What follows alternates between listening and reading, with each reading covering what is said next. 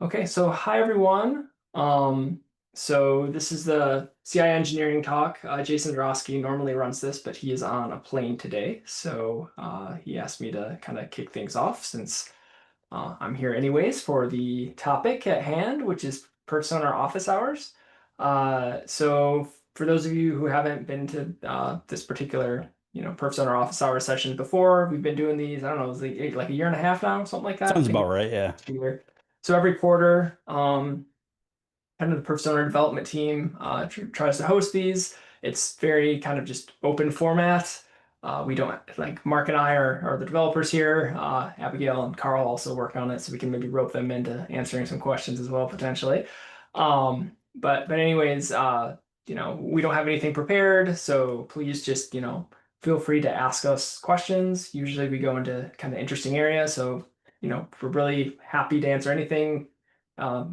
We prefer it's persona related, so it can be with your own installation or just, you know, ideas or, questions about the directions of the project. We've touched on a lot of different topics at these and always have a good discussion. Um, so I think with that said, I'll can open up the floor and you can type it in the chat. I know a lot of people prefer to do that, but also feel free to speak up. In some ways, it's more entertaining when it's not just Mark and I, talking, but whatever you're comfortable with, yeah, just start firing away. I'm rooting for first question from Phil.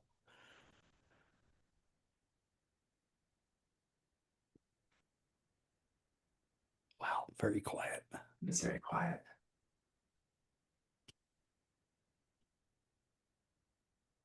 Sometimes I have filler ready for while people kind of get their questions, but I'm guess again summer vacation. I'm not prepared today, It's a so. filler-free day. Um, we have a question from Matt. Let's see. Background of the release that got pulled. Ah, yes, due to the issues with the upgrades. Okay. I can embarrass myself since that was mostly my fault. So what happened with that was we had added a or we I I'll take responsibility for this because it was kind of my doing. We had added an internal thing to the database. It was a constraint basically on something on the inside that when I added it, I hadn't taken the upgrade case into account, and that caused the database upgrade to fail in the middle. So. And unfortunately, we discovered this right after Andy jetted off for vacation. And the bottom line is we discovered kind of a couple of weaknesses in who has access to what, so on and so forth. So we have taken some steps to make sure that doesn't happen again. So I will take the mea culpa on that one. Yeah, and just sort of for background for people who aren't aware of the time with the latest release was 5.2.2. It was just kind of a bug fix release. When we initially released it, there was basically a problem on upgrade where people's databases would get messed up and then like they were getting results. So once we caught that, we just kind of rolled back 5.2.2. So 5.2.1 was available. And then after we got that sorted, the current 5.2.2 is all should be all good for folks. So. Is that right? Was it 5.2.1 we released? I think it was 5.2.1. Did I get my numbers mixed up? You might have, yeah. I'm just, Yeah, you're right. It is 5.2.1. Sorry, we've been talking about doing a 5.2.2 in a few weeks, so I've got that on the brain. So sorry, shift my number. that's one of the problems with being a developer is people ask you about what's in production, and we're two releases ahead thinking Yeah, yeah, about what's yeah. gonna Yeah, I apologize. Yeah, you're right. So 5.2.1 was the one that was problematic. We rolled it back to 5.2.0, like just took it out of the repos, and then now the existing 5.2.1 should be good for people. yeah. So So um we are actually, this is probably actually a good time to mention it, and since not that I'm going to put Carl on the spot, but we are working on a full overhaul of our build and distribution process, which we think will probably also make it easier to recover from those in the future. So Carl is working on that, and we hope to start using it with 5.3 early next year. And there will be a celebration when that happens because it's been a long process to get there. Not that it was that difficult, it was the pilot that was dragging his feet a little bit. So But anyways, it's coming along really good. So exciting stuff. Cool. And Carl has said that he's going to shave his head if he doesn't have it done by the end of the year. That's right. He's got a really beautiful set of hair, so we're hoping that doesn't happen, but we're going to hold him to it either way. That's right. Absolutely. We're doing gonna do it. We're gonna do it live. right in the middle of the floor at SC. I like that idea. Maybe. Okay. Anybody else have a question, complaint, comment? Aha. Ooh, that's a Grafana question. I'm gonna let you field that one. Oh yeah, we could look at adding that. You do have the time range up in the corner of all the Grafana pages at what it's looking at, but yeah, was the last time it loaded? That could be handy. Yeah, we could look at adding something like that. Because yeah, up in the corner it'll say last 6 hours or whatever, but you don't know what that's starting from if you had your tab open for a long time, which I tend to do. So We'll be doing the Mad Dash Classic Edition next summer. April Fool's joke, we'll roll back to that. So. My purpose for that is sometimes I do a lot of screen grabs. And so I get a whole bunch of pages in front of me and I can't tell which one's the most recent. So Do you do the movies too, Phil, or is that somebody else? I did the movies too. Okay, yeah, that would help too.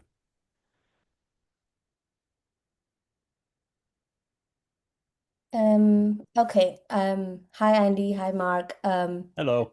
Yeah, I have a couple of questions. I am basically work with all US CMS sites to run persona and the network R&D stuff. So I have faced couple of issues with a couple of sites. So maybe I get some help from you guys. So the first one is with the node exporter. So one of the sites run node exporter on the node itself. And when they install persona, it was clashing with the node exporter, which is running on the persona. So when they disable the one on the node and it start getting all the data on the dashboard, but yeah, when both are running, they were facing issues. So do you have some solution with the node exporter, like some port changes or something we can do it on the uh, while installing the persona? Yeah, so we've ran into similar stuff actually on ESNet because we had some node exporter clashes, and we eventually just booted off the existing one because basically the perfSONAR one has all the default stuff plus some things. It's so basically the way we run next node exporter is it runs on localhost, and I think it uses, if I'm remembering correctly, I think it uses the same default port. I think it uses the default port, which is probably match whatever you guys are doing, which is why there's a clash. Um, if possible, if you could install that version first, if there was additional config that like the site had, um, like if you're exporting additional stats or things like that, because there's a bunch of options you can set in that node exporter for that. They should be free to do that after it's installed, and it shouldn't get blasted, but like by updates or anything like that. It is a little tricky when you first do the install, right? Because like it's just pulling down dependencies. The only other way is if it probably depends too how they installed it. So if they just installed like the node exporter package, I think so we do provide that, but again, it's like because of R&E mirrors and stuff like that. And I think maybe we provide a slightly newer version if I'm remembering correctly. Yeah, that's true. But anyways, it should be if you already had it installed via Debian package if you're on one of the Debian versions, or via RPM if you're on one of the Red Hat flavors. It shouldn't actually pull down a new version. It should just keep it there. And then I'm thinking through my head what else it does. And then it does add some additional config, but I believe that's scripted, so I don't know that it would overwrite stuff. So I guess that's maybe the two solutions is either one, just make sure you install it via like an actual OS package instead of from source. And I think that would be okay. Or install perfSONAR first and then add your modifications after that. Is basically, I think, the best way around that now. Yeah. Okay, but they both use the same port if I remember. So So I'm sure if they installed Node Exporter from like source or however they installed it, and then installed, did apt install persona test point or whatever, and that pulled down the Node Exporter package, yeah, they probably would go after the same port. Okay, but you recommend to install it separately, right? Yeah, well, I would say install just persona first and use the version it pulls down, and then if there's additional config that they need in the Node Exporter, do it there. Or just install it via the OS package to begin with, and I think you should be okay. Okay, okay, okay, I'll consider that. One more thing, we requested to Marian to increase the stream for the throughput, the iPerf. So he increased it from 1 to 4. So because we all have 100 gig nodes, so we wanted to see 100 gig on the dashboard, throughput dashboard. But we still not see it. So do you recommend some settings or some changes on the nodes or anything? You want me to tackle that one? Go for it. Okay, so I'm going to steal a little bit of my TechX thunder today, but I'm not going to show you the slides. So there's a whole bunch of there's a whole bunch that needs to be. I mean, you need to make sure obviously that everything from the network card to the hardware is capable of that. Mhm. Especially, and I cannot tell you how many times I've been bitten by this just simply because I forgot. But you have to have at least PCIe 4.0 slots in your computer. If you don't, then you're only going to get 50 gigs one way. Okay. So that's just one thing to watch out for. And like I said, I've been bitten by it enough times because the essentially what happens is the way the PCIe forum or the whoever releases that standard, when they say the slots go X number of gigabytes per second, it's at PCI lanes are full duplex, so they're giving you the full number for both directions. So make sure you have PCIe 4 slots. Obviously Mhm. make sure your network card can go that fast. There is plenty of good tuning information on faster data. If you haven't applied that stuff yet. And I'm trying to Okay. think. I think the number of threads that worked for us on our systems to get 100 out of it, or close to 100, I Mhm. think was 5 or 6. Okay. So you may just have to bump that up. Okay. Essentially, what happens when you do that is there's sort of like as you bump the number of threads up, it I mean, it'll increase until a point, and then it'll kind of level off and flop a little bit. So probably the thing to do is just do some experimentation. Um, Mhm. and the other thing that's worth doing also is if you have a place where you can put two of the machines back to back without a network, other than just a piece of fiber between them, that's worth doing too because you're not testing out with a an unknown quantity your network in the middle. And if there's something going on in the network, then you know, that may affect what you get for throughput out of it. Okay. Okay. Okay. Maybe we have all our like new nodes and they have like I think PCI 4. Okay. So yeah. Other than that, do you recommend anything else? That Some changes. everything I mentioned is a good place to start, I think. Okay. Um, I mean, really, it's just a matter of and iPerf 3 now that we have the multi-threaded version is much better than the previous one. Right. And we've had that for what, 2 years now, Andy? Year and a half, something like that. Yeah, something like that. Um, It's been a couple yeah. years. Um, but yeah, the performance of that though is significantly better than old iPerf was. So as long as you're on a recent version of Personar, you should have the multi-threaded version. Okay. Okay. And Um, drop us a line if you keep having trouble, and one of us can take a look at it for you. yeah, sure. Thank you. And one more is okay, I have a couple more, like if it's okay to bug you Yeah, guys. go ahead. Yeah. We have an So, hour. We have an hour and a not very talkative crowd, so feel free. okay, okay. So I have a very basic question. When they say bandwidth test, the throughput test, so it happens once in 6 hours. That's how the PS config is designed for USCMS. So it runs once in six hours and couple of seconds. So we have like 8 or 9 hosts. So how does it work? Like it does one test with all of them in that period, or like every 6 hours it just takes two nodes and does the test? How does it work? Like the basic throughput test. Okay, so throughput is it's not completely unique, but it's unusual compared to the rest of the tests. So the way throughput operates, um, pScheduler essentially, other than things that run in the background, like if you're doing round trip time or latency VG, that sort of thing, um, throughput is what we call an exclusive test. So for example, pScheduler will not run two throughputs at the same time because you run the risk of having to fight for either processor or bus bandwidth or network bandwidth out the interface.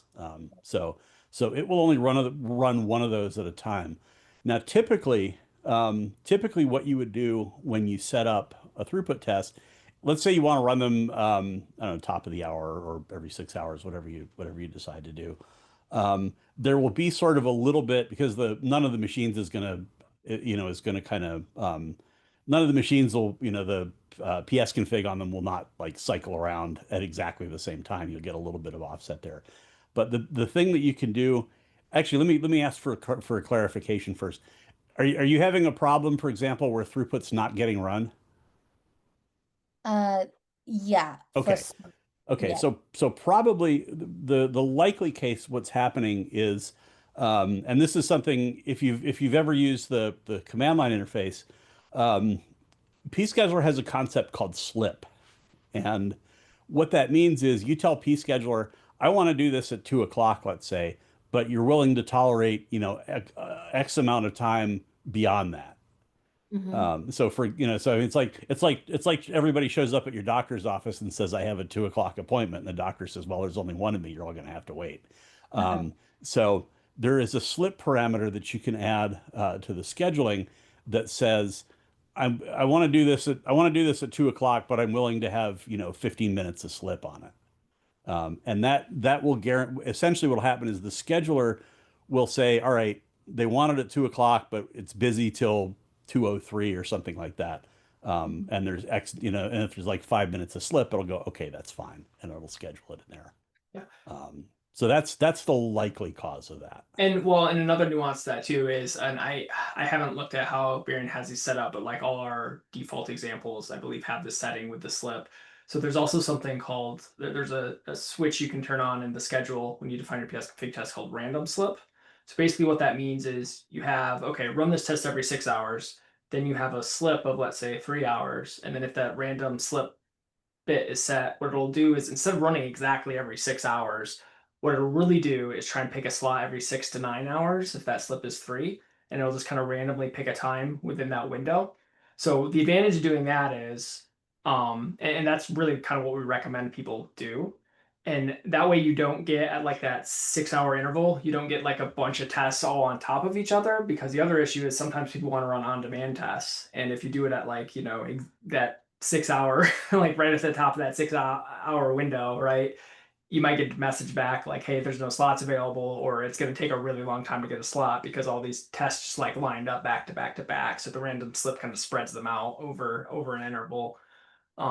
And that's usually how the tests are set up as well. So sometimes people are confused, like, hey, I'm not getting a result every 6 hours. Well, it might actually be the way it's scheduled. You're not supposed to be. It might be every like 6 to 12 that you're getting an hour, and that's like by design. So that's maybe another thing to watch out for. Yeah, good Okay. point. And one other thing about that too, pScheduler is smart enough; it will figure out when you have random slip turned on. Wow, I can't speak today. When you have random slip turned on, it will dodge other throughput tests that are like if it picks a time, if it picks 5 after 7 or something like that, and there's already a throughput test there, it'll get to one side or the other, so it runs. Okay. Okay. That's good to know. Okay, maybe the last one probably. Are you guys have any plans to create a Docker container for Toolkit? Because USCMS really wants to run Toolkit. I got to know that you are recommended to run Test Point because it puts less stress on the node and everything, which Sean said. Sean McKee, he said we can run test points. That's the recommendation. But USCMS, we really want to see all those beautiful graphs. So that's why we want a toolkit. But do you guys have any plans for the Docker containers? So that's something we talk about from time to time, whether we At want to do least that. once a quarter, yeah. Yeah. So we don't have any firm plans yet to do that. And to just to give context to what you're talking about, so Sean McKee, he's on the US Atlas side. Uh, they're basically him and Marion are pushing um to do a test point container at I think the US Atlas, and I think he wants the USCMS sites to do it, or maybe not even just US, but he wants to basically push those out to people and kind of migrate away from toolkits. And then they're going to do some setup too with the Docker container, so they have like a little bit more control when people update and stuff like that. And I think they're going to maybe even add on a couple specific tools to that community within the image that they distribute, and some good stuff there. Yeah, so I mean, from talking with them, like for a collaboration like that, a lot of people don't really need the full toolkit. Like they don't need to be storing and visualizing stuff. They can just send it to the central um, uh, place. Um, so if another option, so like yeah, so one is if you had toolkit container, you could just do that instead, and you would still have the graphs in the archive. Another option for a site, if they want to still have like either local storage and or local visualization, is they could actually install their own um, archive and Grafana host as well. And so we were just talking about Sean about this earlier in the week. Mark and I were. So like it would be pretty easy to provide instructions with like the instructions they're going to provide for the Docker container that hey, if you want to store this someplace else, like you can just drop a file in a directory and it'll automatically like ship all the results to like a second archive. And you can have a Grafana instance pointing at that if you wanted to have like a local one. So that would be another option as well. Um, yeah, so yeah, the toolkit thing's something we talk about. Part of the problem is even with a test point, we're kind of not exactly following the normal Docker model where it's like one service per container. Like we're putting a bunch of stuff all in one container, and that problem gets even, I mean, problem that deviation from kind of the normal Docker model gets even worse with the toolkit because we're stuffing even more stuff in that container that we have to keep track of and make sure is running. So that's kind of been some of our hesitance to do that as well. We do sometimes like have toolkits or internal testings and stuff that we do in Docker containers, so it is not impossible. But yeah, that just like there's just more stuff to track and make sure it's running all in the same container if we stuff more things in there. So Yeah, yeah, that's understandable. Okay, yeah, I think that's all. Thank you so much. yeah, thank you for all the good questions. Anybody else? Yes, I have a question. Uh, typically, the perfSONAR nodes are located where the DTN is, so that you can help. It can help you with the end-to-end performance, troubleshooting, all that stuff. Are there times when you locate the perfSONAR in non-DTN locations? When does that happen? What we should be thinking about? Happens a lot, actually. So essentially, when I mean, I guess if your thing, as it were, is data transfer, and you're looking at DTN to DTN, then of course, I mean, the logical place to put a persona node is right next to each of the DTNs. But if you have, for example, if you have points where maybe the egress or ingress for your DTN has to cross a firewall or something else like that, it's sometimes good to put a node outside the firewall so that you can do things like figure out if the slowness that you're experiencing is because of the network between your site and the other end, or maybe it's your firewall that can't keep up with line rate, things like that. So we kind of take the more the merrier approach to these things. And I think a lot of people probably, I think a lot of people figure out where the other places to put them are, kind of through experience. Like, oh, we had a problem over here. We need Yeah, to yeah. put a node That's in kind of, here. I guess so. So we have purchased a couple as part of one of our grants, and one of them we are putting at the border, the other one we are putting at the DTN, and then we have a third one that was like a question mark. Okay, where does it make sense within the campus to put it? I mean, first I was thinking, where are the researchers most likely using the facilities? Which building has the most concentration, such, and we can put it there. But that's kind of why I wanted to ask, like, is there some other thing I should be thinking about? It sounds like you got the two obvious ones with the just Yeah, for Right. sure. the border was the other one I was thinking as well, which the either, if it's a firewall borders one or just like the border of your network, before it hands off to the regional or whoever, is another good location. And then yeah, beyond that, then it kind of starts getting into the specifics of what your network looks like and how many you Yeah, have. the only other thing I was thinking was because of the fact that our HPC facility is located a little bit off campus, not too much, but it's not on the main campus, and maybe putting one node in the main campus can help with in general. Mhm. Okay, but it will just be from like the one building. But maybe the building next to it has a problem. Like, Yeah. it's kind of that's the piece that was bugging me a little bit. Yeah. I mean, essentially, if money were no object and you could buy as many of these as you want, Yeah, we'll have with every building, yeah, so we have can have the whatever whole exactly. data set, Yeah, and yeah. but I think, I mean, you kind of have to look at the architecture of your of your network, obviously. But I mean, there's sort of if if you could put one everywhere, then you'd kind of want to look at it from a, okay, where is there something that can mess the data stream up? Is there um, is there a firewall? Is there a router someplace? It'd be cool to put stuff on, on either end of anything.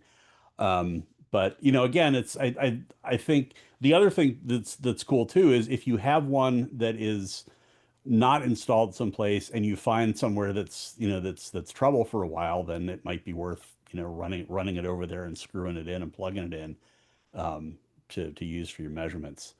One thing I will mention that's since you're doing stuff on a fairly close campus, measuring at short distances, measuring latency gets really interesting, Mm, because essentially what happens is the clock discipline across between two machines is not necessarily good enough that you'll get a super accurate latency figure. right. You may even get you may even get negative numbers.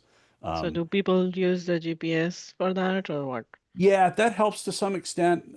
We've been talking to some people at JISC who've been doing some experimentation with the precision time protocol that at least makes everything a lot more stable. My take on it is that latency is a lot like fuel economy in your car.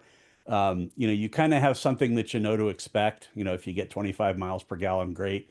And if you fill up one day and it's down to like 12, then there's a problem. So it's kind of the same thing with latency. If you have, if all of a sudden you have a situation where maybe you have a switch whose buffers are filling up, um, that's going to cause a big change in latency. So, and sometimes it's not the absolute number that matters, but just how it changes over time. Right. The second thing related to that was trying to strategize what type of node to put. So I was thinking that we have the test point at the border, and then have the the archive and like the full blown setup next to the DTN at the close to the HPC facility. Or is Um, there a strategy for this also? okay, so I mean, so test points are test points, and they obviously have to be, close to wherever it is you want to measure. Everything else, like the archive and the Grafana bundle and all that kind of stuff, frankly, unless you're generating utterly huge amounts of measurements, you can put that pretty much any place. I mean, you can put that on a VM in your data center if you want, and it's not really going to make a heck of a lot of difference. Yeah. Um, Um, okay, sounds good.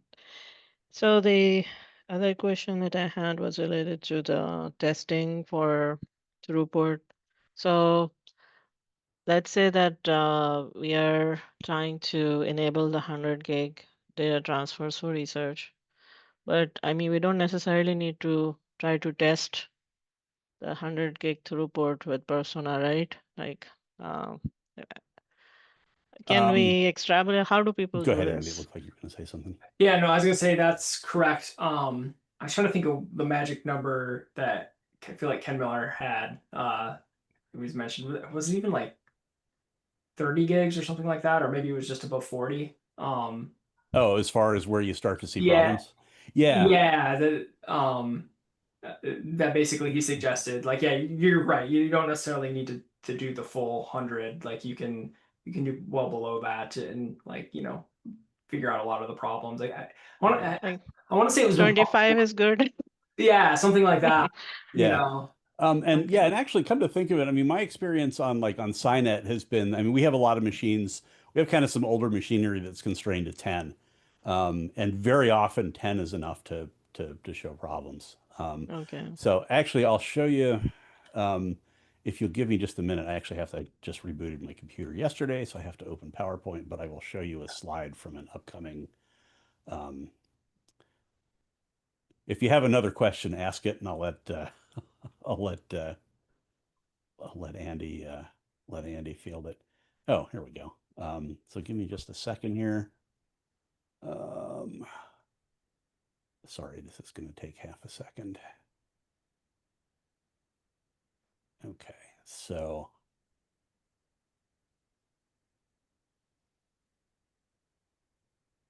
are you able to share, Mark? yeah, I actually I was just getting the, there we go. Okay, so so this is actually from a talk I'm probably going to give next year. So it's sort of um, sort of a sneak preview, I guess. Um, so I don't know how familiar you are with any of the literature on network performance and stuff, but this formula here is a thing called the Mathis equation, which was developed by Matt Mathis and several other people who did a kind of a seminal paper on this stuff.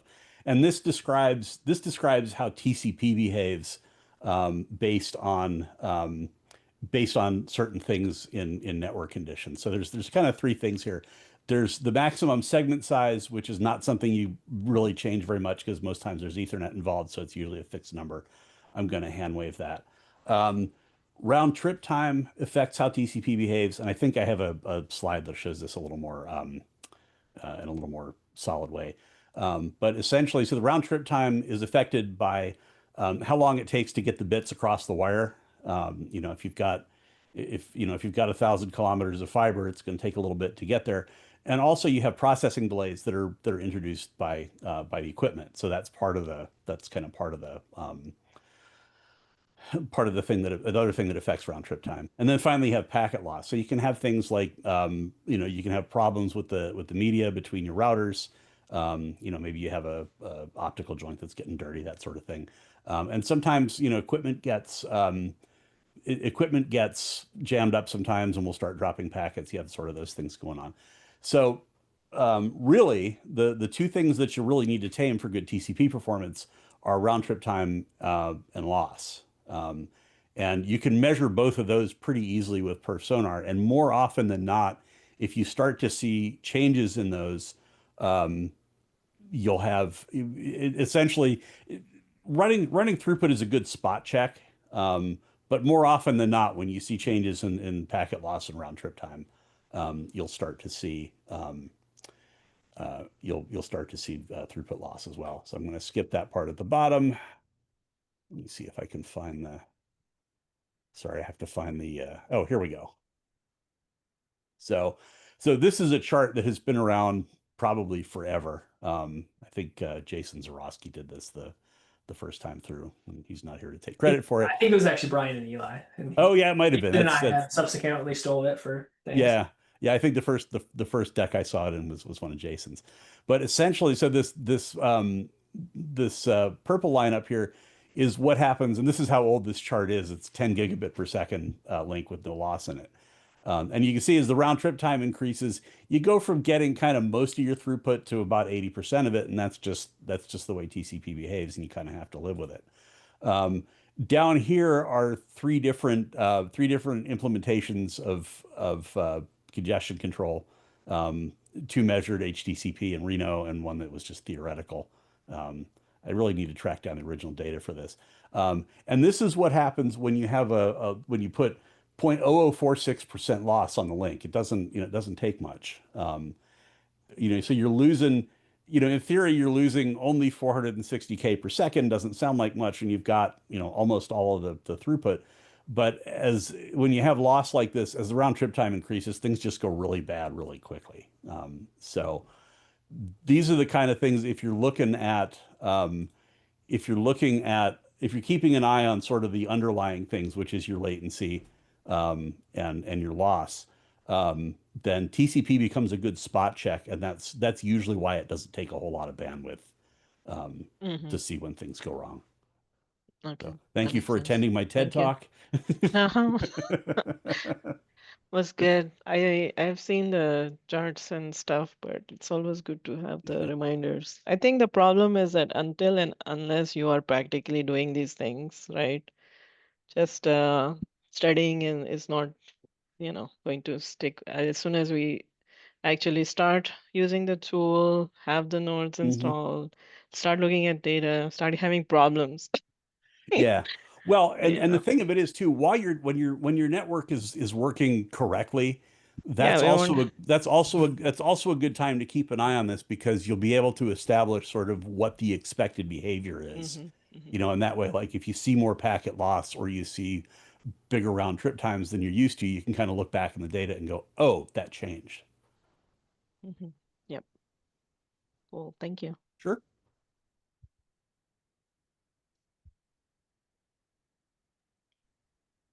What All else do right. you have? Come on, give us your best shot. Oh, All Phil right. had that one in the wings.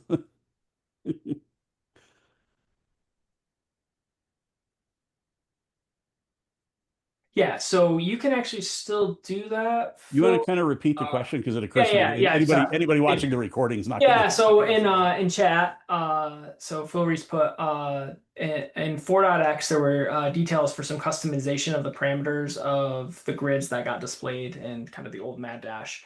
Would it be possible to have something similar for the Grafana grids, in particular for traceroute with HA and other new network configs is no longer I could have a single route be correct and more than one be flagged as questionable, which is like there. So basically, there's a I think default for the traceroute grids is to look at how many paths there were, or like the standard deviation in the paths, essentially, and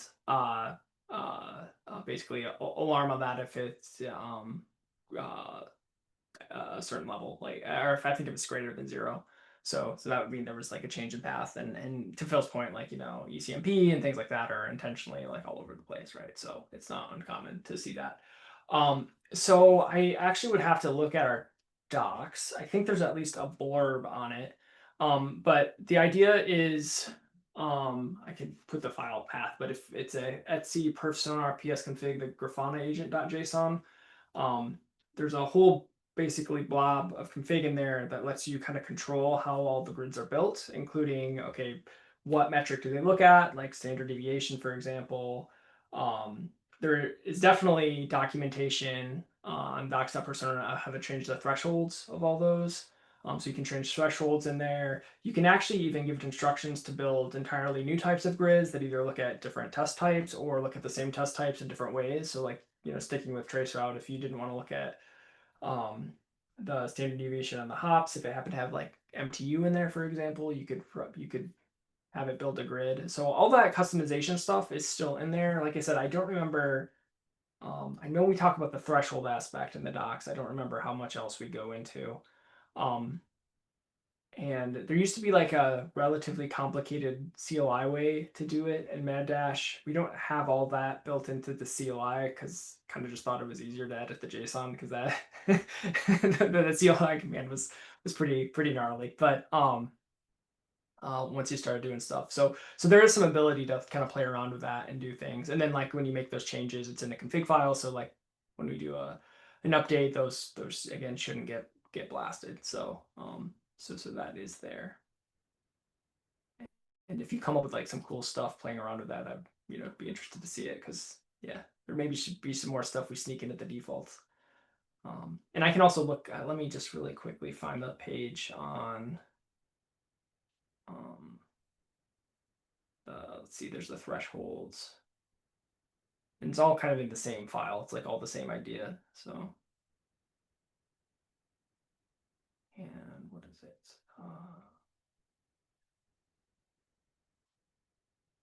Okay, yeah. Thresholds is really kind of where we go into there, but like it's the same section where you edit that stuff. So I'm just gonna put that in chat for people who are interested.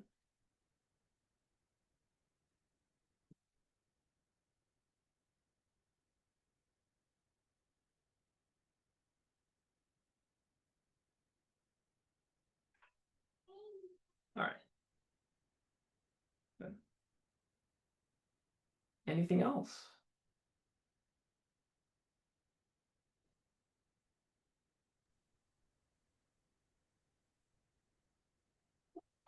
Let's see. Okay, so we got another question in there from Matt and Ralph. So we're doing a hardware refresh and now have 2 NICs per test point. Still only doing IPv4. Would be interested in how you split tests between NICs. Thinking about latency versus throughput because that's what the ESNet endpoints seem to do. Haven't really considered the other available tests. Yeah, so I can talk about what we do at ESNet. So yeah, all our perfSONAR nodes have a dedicated interface for throughput and a dedicated one for latency.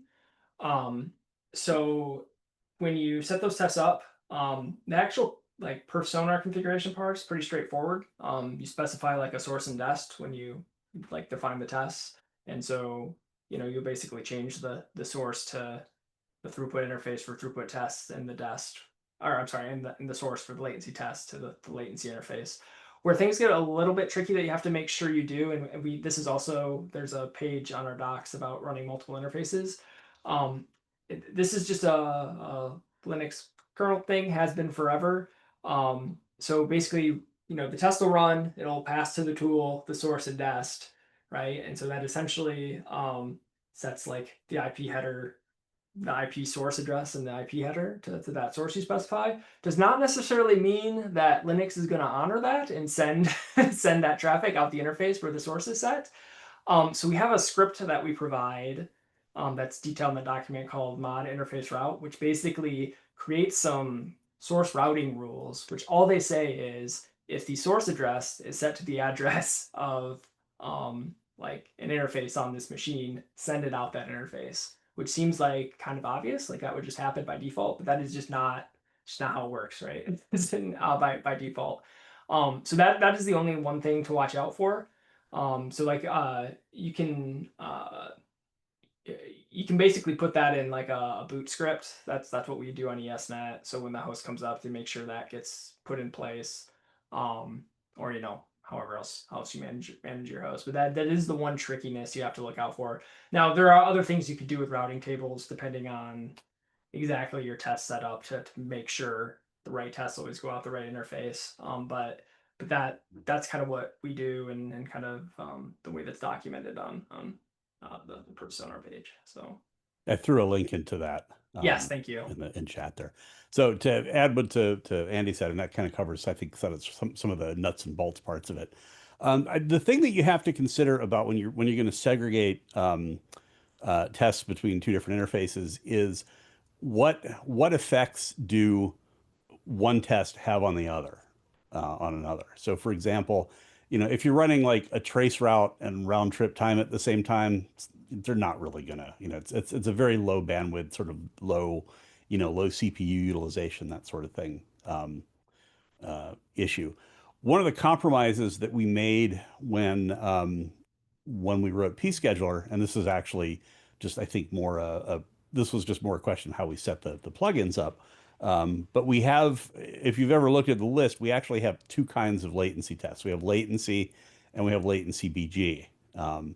And the compromise that we made, and this applies to single interface machines, but essentially what we did was we said, if you want to run kind of a single one-shot latency, that was set up in such a way that it will not run in parallel with a throughput test, so that essentially, so the throughput test doesn't like warp that measurement. So the compromise is that if you're running latency in the background, again on a single interface machine, and a throughput test starts up, you'll get sort of a little bit of warpage of the latency measurements but you can run throughput at the same time. And that was kind of I think the way Matt Z described it is, well, you can go look and see if there was a throughput running at the same time. And, if you see a little dip or something like that, then, there are a little spike, then that's the cause. So really, I think from a practical standpoint, if you're running two interfaces, put throughput on one and everything else on the other, and you'll be fine. Yep, and that's essentially exactly how we run it at ESNet is basically everything. All the other tests don't really bump into each other. Maybe the only exception is if you want to run trace routes out of both, just to see if there's any weirdness with the path, like going out to different interfaces. You might want to do that. And I mean, trace route's not really for one, it's not going to interfere with your. Oh well, actually, I think it will schedule around your throughput tests, but No, that runs in the background. that is a yeah. background. Okay, I always get it confused what's background and Yeah. what's not. But anyways, Yeah, that's not really concerned about measuring speed or anything, and shouldn't really. It should be noise to your throughput test. Yeah. Like it's not going to really mess with anything. So that would maybe be the only exceptions if you're curious to make sure the paths are right going out on both. But Yeah. I mean, I think of everything that we test, I mean, throughput is sort of the big hog.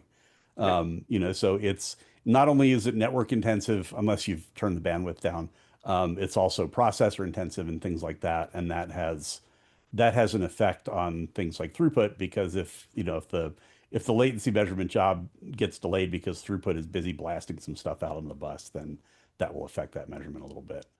So always good to have as many, as many CPUs as you can to run all that stuff. And yeah, and I know no one asked this, but it's a common question we get, kind of in the same vein, is like with throughput test 2, it's basically on a given host. There's only one running at a time. So like pScheduler doesn't say, oh yeah, it's okay for a throughput test to be running on this interface and another one to be running on this interface at the same time. And it's because it's more than just the interface, right? That's gonna get eaten up by those throughput tests. So, it takes the conservative approach and just kind of takes the whole host. So yeah, many years ago, we gave some thought to trying to model that stuff, and it got to be just, even as a thought exercise, it got to be just way out of hand. So we decided not to. The good thing is, and this is something that we did at Internet too. We actually have on each system, we have a couple of 100 gig interfaces, and we basically have two separate perfSONAR nodes running in containers. And we configured the containers to use the Mac VLAN interface to just basically attach themselves directly to the high-speed NICs. And each container gets its own reserve memory and cores for all that. So there isn't quite as much of a problem with resource contention. And really, after the Docker approach became practical, we were like, there's no sense in trying to model this, so we kind of threw that out the window.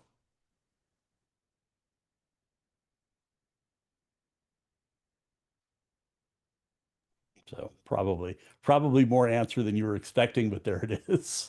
what else people got? This has been great. So Yeah, I think we've got about 10 minutes left. yep. While people are thinking, and it's maybe just one plug for something. So it's not till December, but that's sooner than we think. At TechX, there'll be a couple perfSONAR things going on, so we'll have a talk. Mark maybe even previewed some of the content. I don't know today, but the other big thing is there's actually a perfSONAR workshop that we're going to do. We did one last year, but we're doing one again this year. That's all day, kind of the first day of the TechX conference, which is in Denver this year and hosted by Internet too. So at that, we spend, we do a little bit of intro stuff. We spend kind of the morning part, usually kind of getting some perfSONAR nodes brought up. Like, you'll come, you need your laptop. We'll have some like VMs available essentially for you to install, bring perfSONAR up. Usually we basically do test points and have everybody write to kind of a central archive. And then the afternoon part, we usually do some stuff with Grafana. So like building custom Grafana dashboards and things like that. We might sneak in some stuff about Grafana alerting this year. I don't know. I don't want to promise that, but we've been talking about sneaking some new content in. We always have more content than we can actually fit in for those.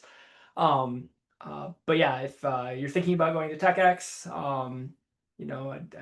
and it sounds interesting to you, I'd kind of encourage everyone to sign up. So I know Mark and I will be there. We usually have some of our JNet developers there as well, and yeah, it's a good place to kind of ask questions and actually get hands-on on perfSONAR. So And as a free bonus, you usually have full access to us at lunchtime too to ask yeah, that's questions true. and things like that. So um, so it's much like this, but with food.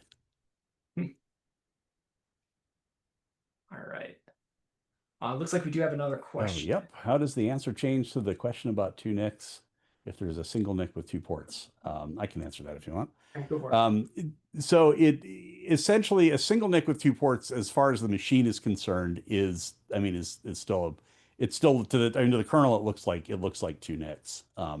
Most of them do anyway. I'm sure there's probably an exception out there in the world someplace. The thing that you have to worry about with that is essentially is bus contention.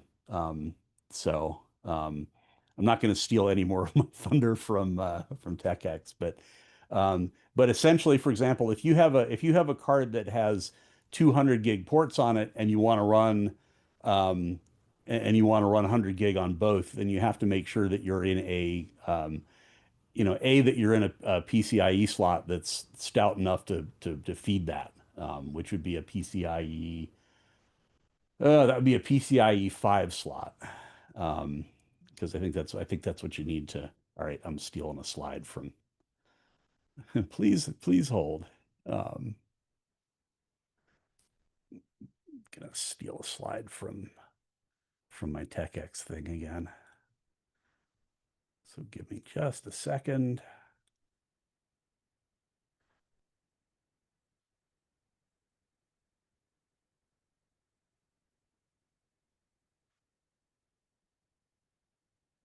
Okay, so nobody gets to complain about having seen this if you show up at TechX this year.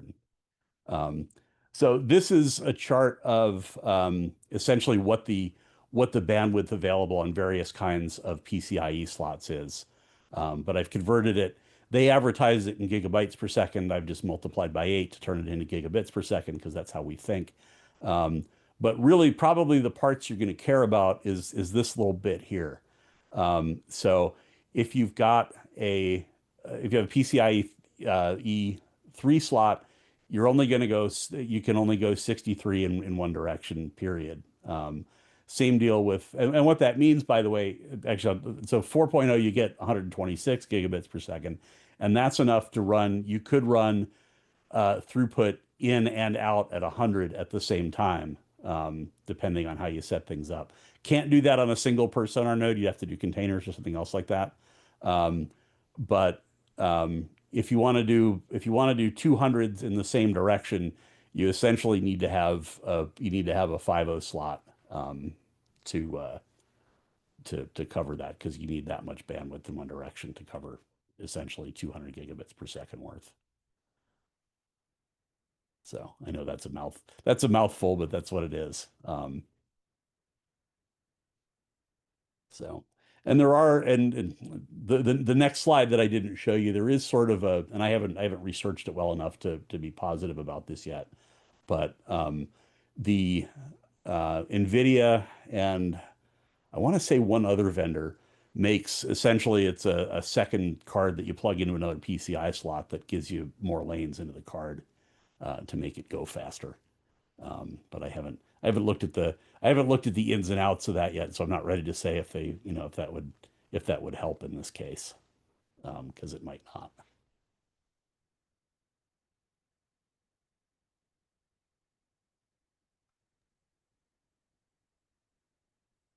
All right, well, anything else? Any other questions? Thank you for attending my TEDx talk.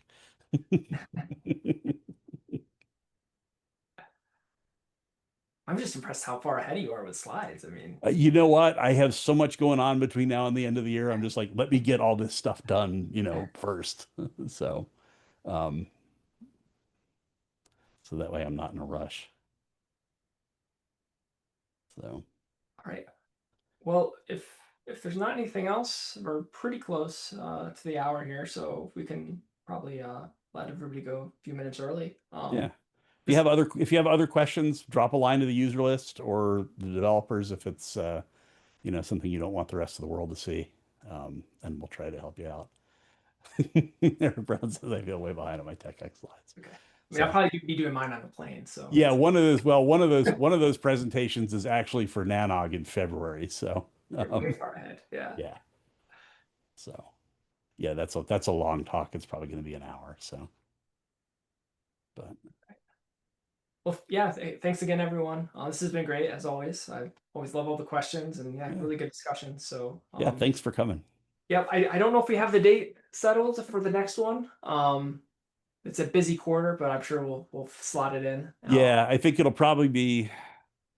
my guess is early November because that's going to be My like right guess in the too. middle of all the madness for supercomputing. So Yep. All right. all right. Well, thanks Thanks for everyone. coming, everybody. Talk to y'all later. Bye. Yeah.